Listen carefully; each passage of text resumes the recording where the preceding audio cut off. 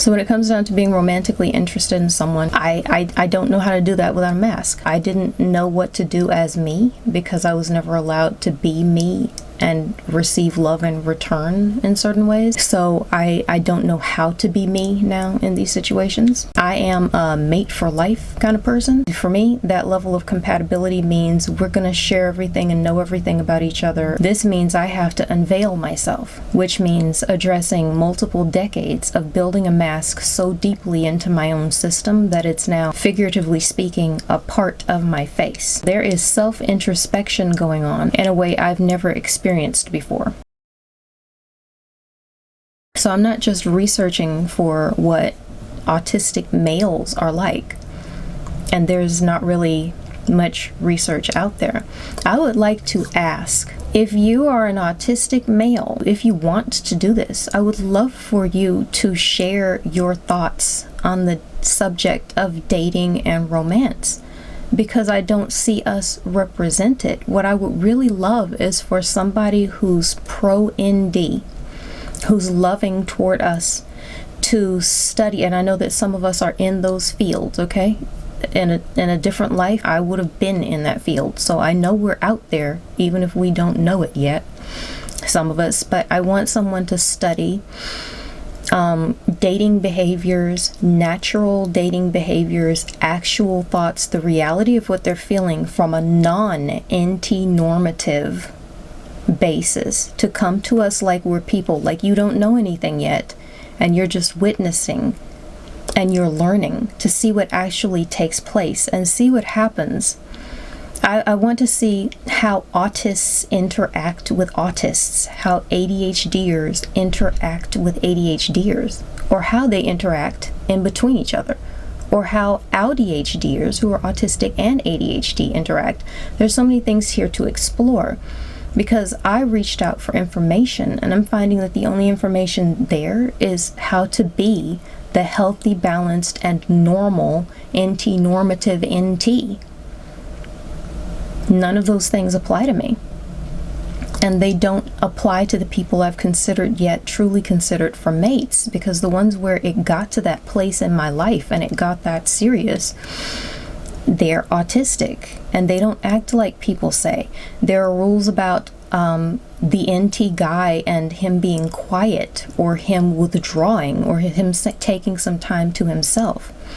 I am a neurodivergent female, and I have been quiet and needed to withdraw and take time to myself, and I fully understand why that male would need to do the same thing. And I'm telling you, I'm not just getting confused here. I'm seeing the actions. I take everything into account. If you look at that category, I've seen the autistic male lovingly take time to himself, and he's back, he's committed, he's expressing to you, he's not playing emotional games. What is the term for it? It's not gaslighting, and it's not that thing where you give somebody the silent treatment. He's experiencing something, and then you experience a very traditional sort of ND shutdown, where you need quiet and you need rest, and you can't be up and you can't be hyped. And I can't fault him for that. That would not make sense. That would be insane of me, because it would be just 100% expecting that everyone will understand or accept me for what I am and my needs, and then immediately eliminating that as soon as it comes to the man in my life. I'm just going to completely write off his brain and pretend he's not autistic right now because I want to have a chat, but he can't chat because he's busy processing a million other things. I've been the person who can't chat because I'm busy processing a million other things, and it doesn't matter how much I love you or how much I like you. It's not about you. It is about my brain, like a computer. There are too many processes. You ever run too many things at one time on your PC and suddenly it begins to slow down? Things are not working properly. Web pages are not loading quickly. The app you want to run won't run. The music you're playing slows down or skips, or it just stops.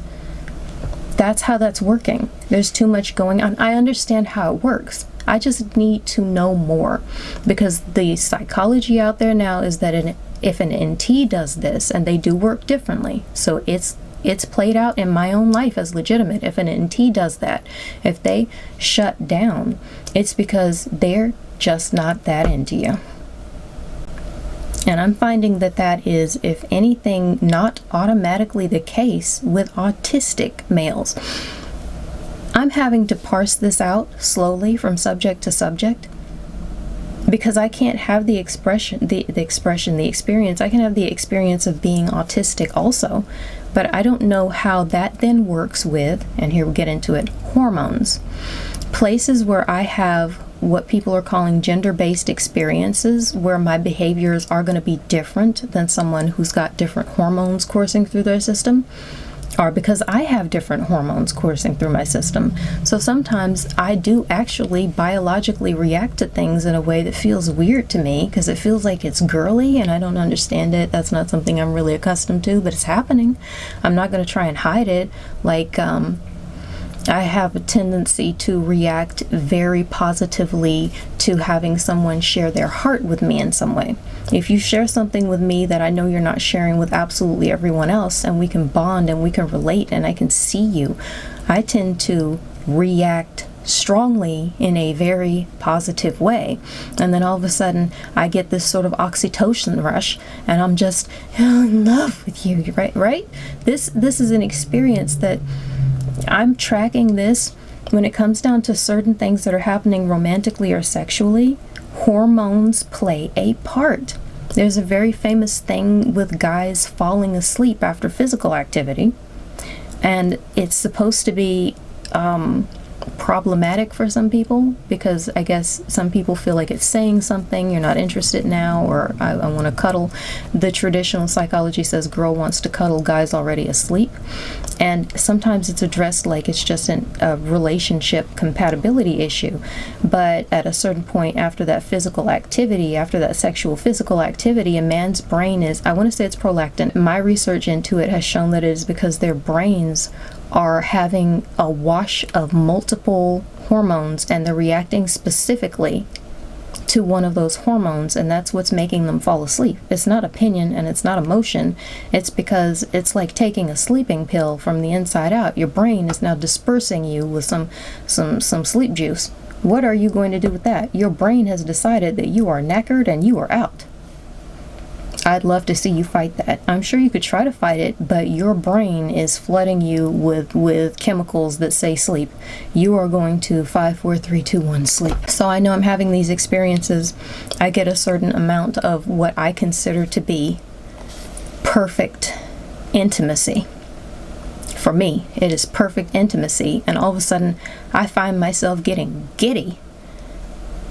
And I'm acting like a girl. This is weird for me because the whole rest of my life, that's never come from a natural place.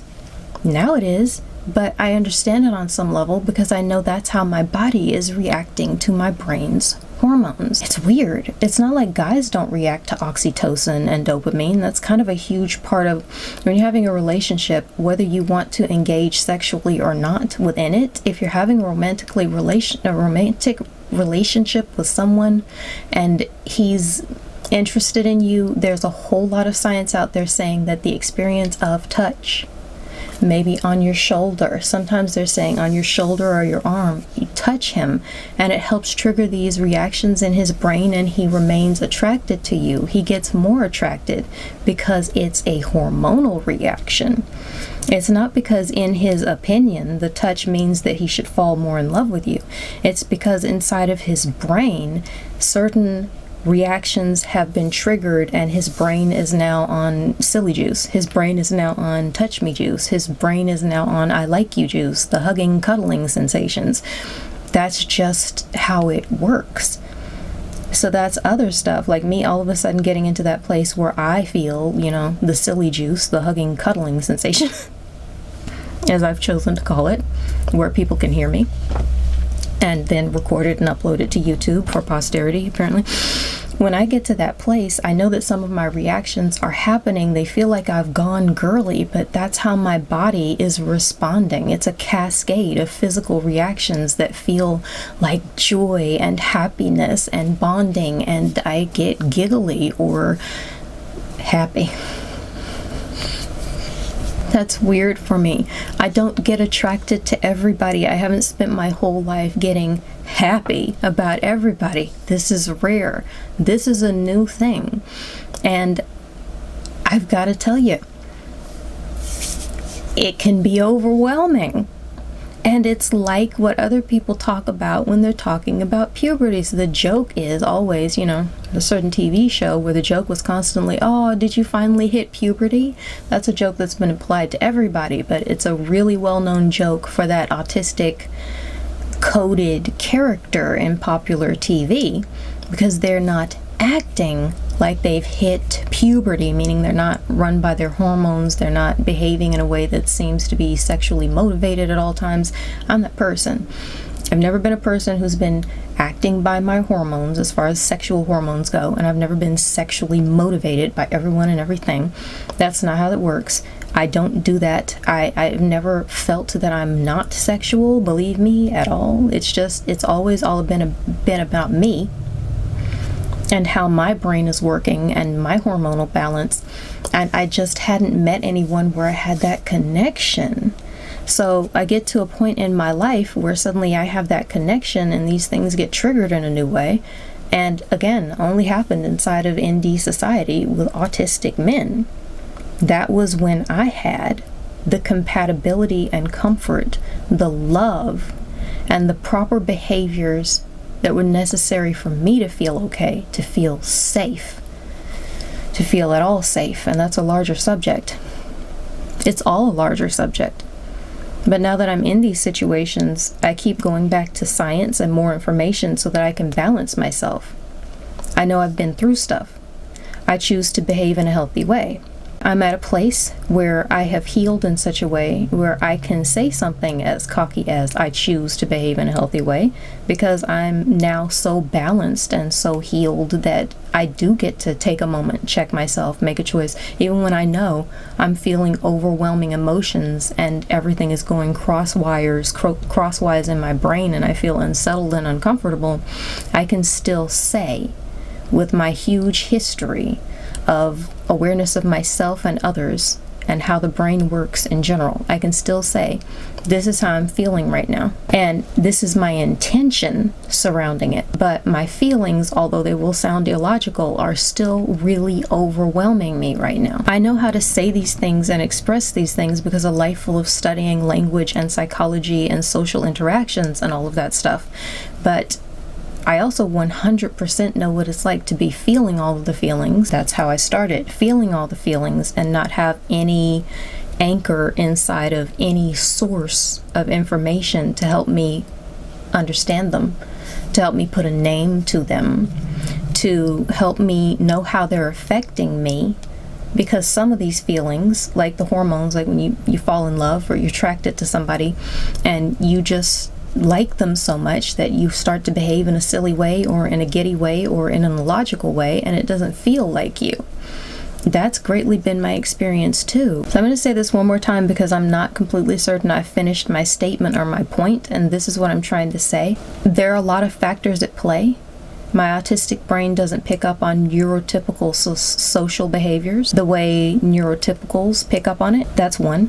My autistic brain has not been surrounded until recently by autistic social behaviors. That's another.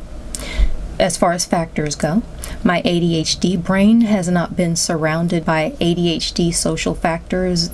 Even now, I feel like it's not surrounded. I feel like there's a little bit, but I'm working on that. I'm bringing more neurokin into my life, but until recently, it feels like there's been none of it except for one person in my childhood. Because of these things and the fact that I've been through horrendous abuses of different types from different individuals and places to different degrees, I have been processing complex post-traumatic disorder and many swaths of post-traumatic disorder.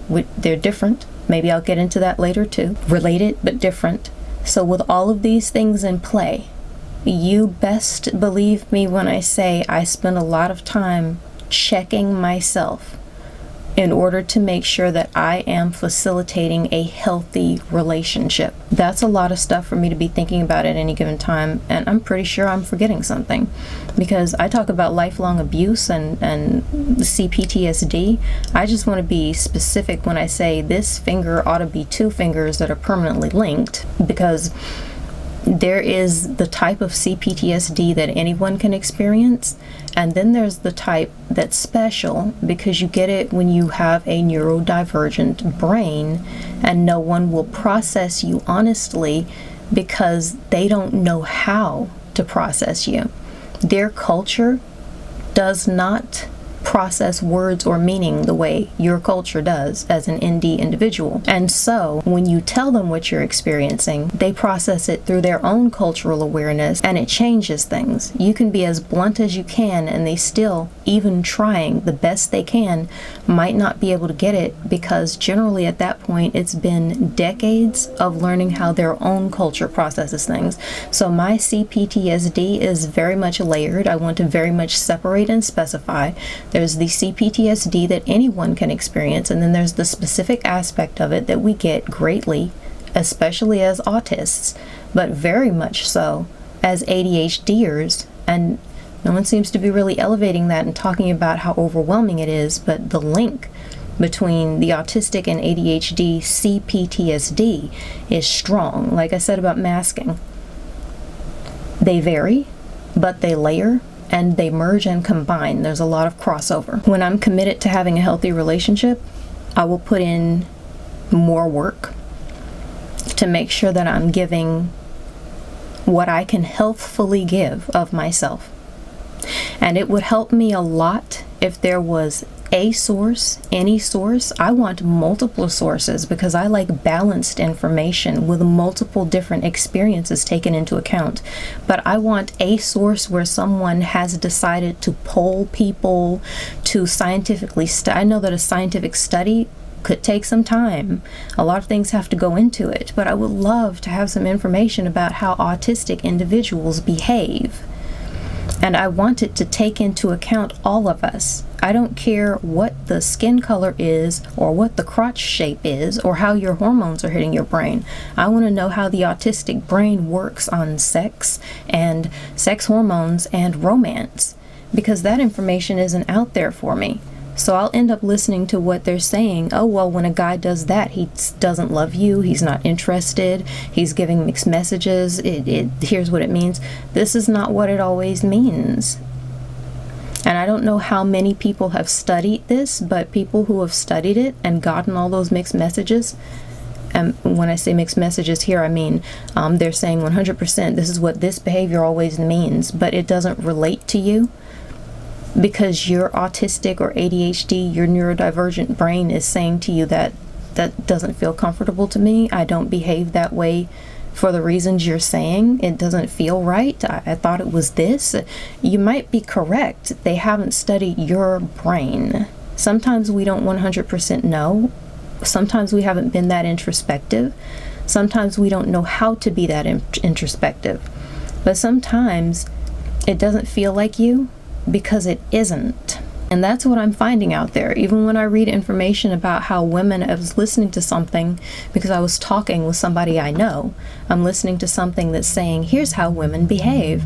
And I just wanted to check it out and see if it tracked, because, I have that, running into the desk again, I have that female brain, and this stuff is supposed to represent me. When it's really good and it's not fitting you into a gender stereotype, it can hit most of the way to where it feels like it resonates with me. Your thoughts, what you're looking for in somebody. One particular person was talking about how, this is why women want a masculine man. They're saying you can be, it was a weird mixed message also, because they're saying you can be whatever you want if that's you, but here's why women don't want you, because you're not masculine enough. So the things that people consider to be masculinity factors, now we get back into sex versus gender, these things are not things that really apply to me. For instance, they are saying they want you to dominate. They want you to make the decisions. Do you know what? I'm good with someone who can make his choices and make his decisions. What I do not want is an individual who believes he has a right to make mine. There's a very fine line. When people are saying she wants you to choose the restaurant where you go to dinner, I don't know if I care. My life has been different. I would like to be comfortable. I get a say. Maybe you pick a restaurant that makes me shockingly and profoundly uncomfortable. Maybe going to a new restaurant because of the way my brain processes senses and social, the crowding and everything. Maybe my brain doesn't like the new restaurant because it's a new thing and I literally, no matter what I do, cannot get comfortable being in this place. I don't know that I've ever been comfortable my first time at a new restaurant. I'm not sure that that's a neurotypical thing, because I've spent so much of my life hearing neurotypical individuals express their glee with trying something new. And, oh, it's a new place. I didn't know what to expect. It was so exciting. And for me, it's a new place. I didn't know what to expect. It was so anxiety-inducing. These things are differences. If you pick the restaurant and the female you're with is thrilled, it might not be because she's female and you were domineering. It might be because she's female and she's in tea and she's okay with that. If you pick the restaurant and she hates it, it might not be because you did a bad job picking the restaurant or because she didn't like you making a choice. It might be because she's female and autistic. I'm not saying that's always it. I'm saying it might be, because I was a female autist and didn't fully know it and wouldn't have identified that way. Last thing I wanted to do before I was sure was say, I think I'm autistic. Because if I wasn't sure, I felt like I'm encroaching on somebody else's territory that I can't understand, and I didn't want to do that.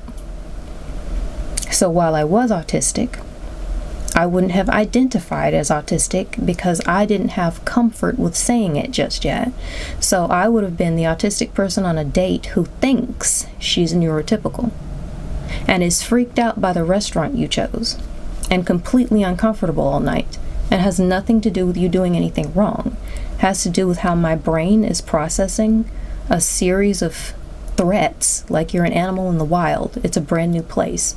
You don't know this place. You don't know what the prey is like. You don't know if you are the predator or if you are now the prey. So you're just paying attention. You're not relaxed because you're trying to survive. Maybe she didn't like the restaurant you chose because she's not relaxed. She's trying to survive. I don't know. Please study these things. I would love to dedicate my life towards studying all of these things, but I'm not in those professions and I wouldn't know how to start. The best thing I could think of is, I've never even done this, to try and figure out how to poll somebody, maybe run some polls and see how people answer. I'd be getting just a handful of I hope I would get some responses. I'd be getting just a handful of responses, but understand that right now I have 0 responses, so a handful would be a great improvement. So autism and romance, this is a subject that I could go on about for multiple hours apparently. I don't know how long I've been going on about this, but this is going to be a multi-episode series, and I don't think they're going to be clean subjects per video, because I don't know how I can do that. Everything is one category for me. So I'm going to end this one. It feels like part 3, but I don't know how I'm going to edit this either. So I'm going to end this one. I'm going to go ahead and say, hit me up in the comments. If you've got something loving to say, if you've got some thoughts, if you've got a loving challenge. I really want to know what people are thinking on these subjects, because there's so many subjects. I can't keep them straight in my brain, and I can't delineate between them to make a specifically pointed video where I tack one subject in one place and then move on. They are all interlinked. It's huge for me. It's a huge series of issues, and I can't begin to even express how many there are, because the more I think of it, the more confused I become. So we're just gonna stick a fork in this eggplant right now. Or I guess according to Phoebe, you don't stick a fork in it, you just eat it. So eat me. I'm done. Remember to subscribe, ring the notification bell, because if you don't ring the bell, you don't get the notifications. You don't know when I'm putting up more of whatever this fabulousness is, and I want you to know for some reason. So now that I'm out there, I'm going to slide into the next point of conversation. Have a blessed day. That's about it. Bye now.